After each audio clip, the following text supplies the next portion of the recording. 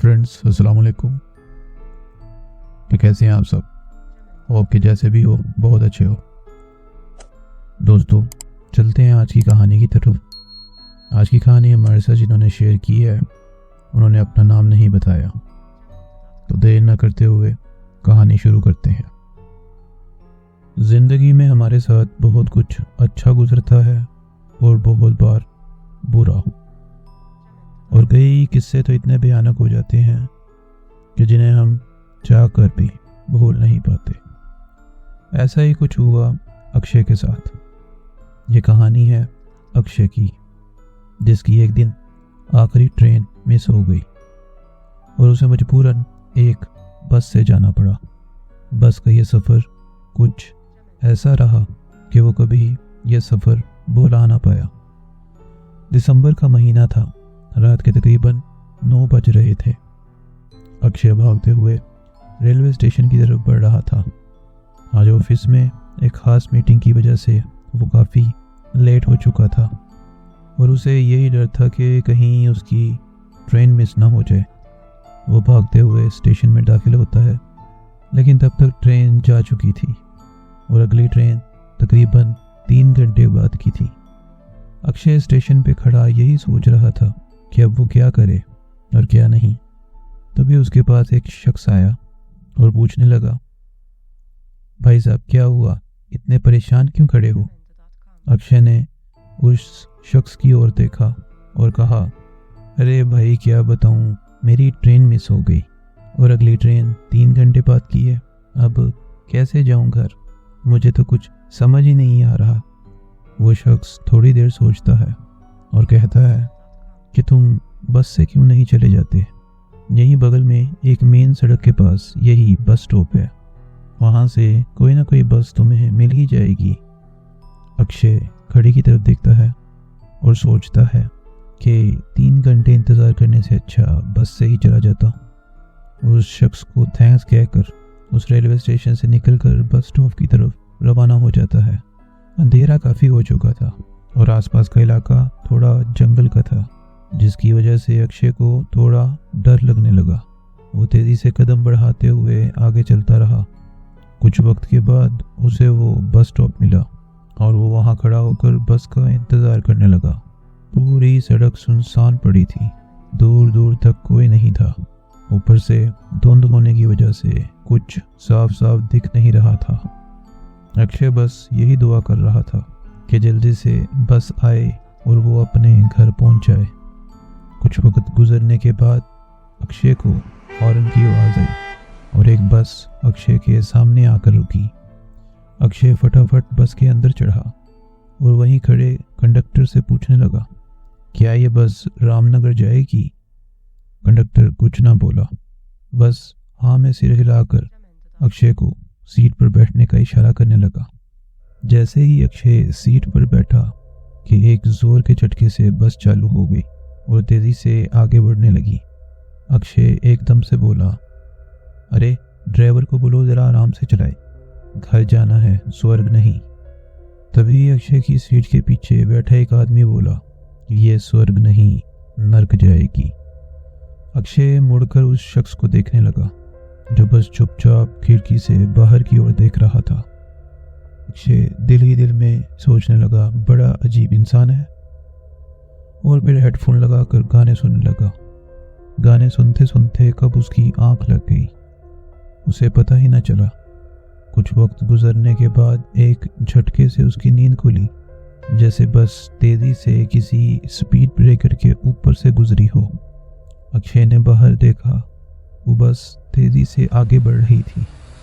अक्षय उठा और कंडक्टर से चिल्लाकर कहने लगा, अरे ये ड्राइवर शराब पी कर गाड़ी चला रहा है क्या? इसको बोलो ज़रा आराम से चलाए।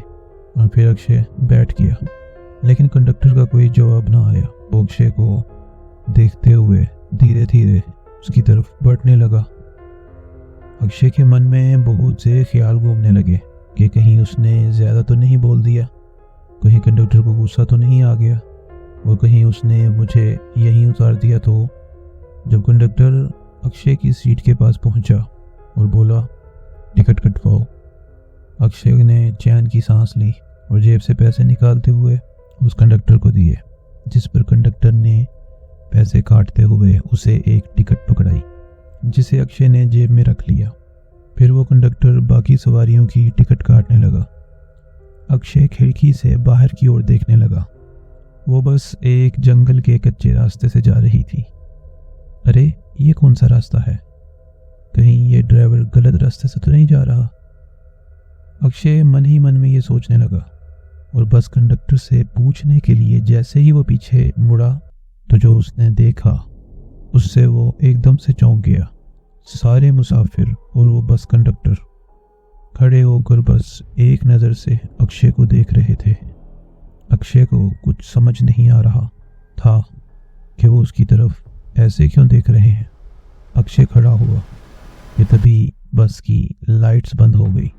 पूरी बस में अंधेरा हो गया और अक्षय का डर से बुरा हाल कि अचानक एक अजीब सी चीख के साथ एक एक करके लाइट्स ऑन होने लगी।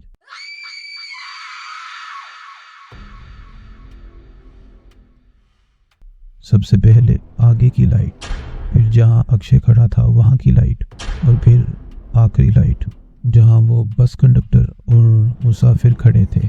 लाइट्स जलते ही वो सब अक्षय की तरफ देखते हुए हंसने लगे। अक्षय ने देखा कि उन सब की आंखें सफ़ेद हो चुकी थी और उनका जिस्म पीला होता जा रहा था। अक्षय के होश उड़ गए। वो चीखते हुए बोलने लगा, अरे बस रोको, बस रोको। पर बस चलती जा रही थी। वो बस ड्राइवर के पास गया और कहने लगा, इस बस को जल्दी से रोको। लेकिन जैसे ही उसने बस ड्राइवर की शक्ल की तरफ गौर किया, ये वही शख्स था जो इसे रेलवे स्टेशन पर मिला था।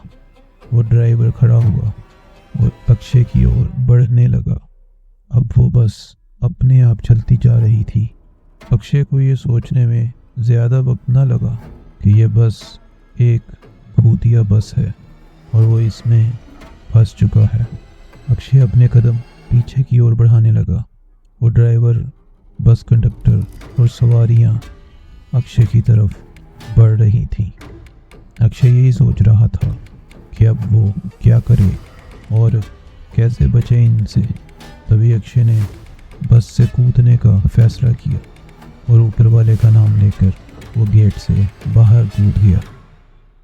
अगले दिन वहीं से गुजर रहे एक शख्स ने अक्षय को उठाया और पूछने लगा कि आप यहाँ क्या कर रहे हो और आपको ये चोटें कैसे आई? अक्षय ने आंखें खोली और खुद को देखने लगा। उसके जिस्म पर हल्की फुल्की चोटें आई हुई थी। तभी उसे याद आया कि पिछली रात को वो बस से कूदा था। वो बेहद डरा हुआ था और अपने सामने खड़े हुए शख्स से पूछने लगा, कहाँ गई वो बस, वो भूतिया बस? वो दूसरा शख्स उलझन में खड़ा सोचने लगा कि ये कौन सी भूतिया बस की बात कर रहा है। तभी अक्षय को याद आया वो टिकट जो उसने अपनी जेब में रखा था। उसने जल्दी से अपनी जेब में हाथ डाला और वो टिकट निकाला जिस पे डेट थी दिसंबर 2005 की। पर अभी तो 2018 चल रहा है, तो ये फिर 2005। अक्षय वहीं बैठा यही सोचता रहा कि जो उसके साथ हुआ क्या वो महज सपना था या हकीकत। पर वो टिकट जो उसके हाथों में थी वो एक सबूत थी कि जो उसके साथ हुआ वो एक सच था। आई होप आपको ये कहानी पसंद आई होगी। दोस्तों, अगर आपके साथ भी कोई ऐसा पेश आया है वाकया तो हमारे साथ शेयर कर सकते हैं। मिलूंगा आपसे अगली स्टोरी में। तब तक के लिए अपना ख्याल रखिए। अल्लाह हाफिज़।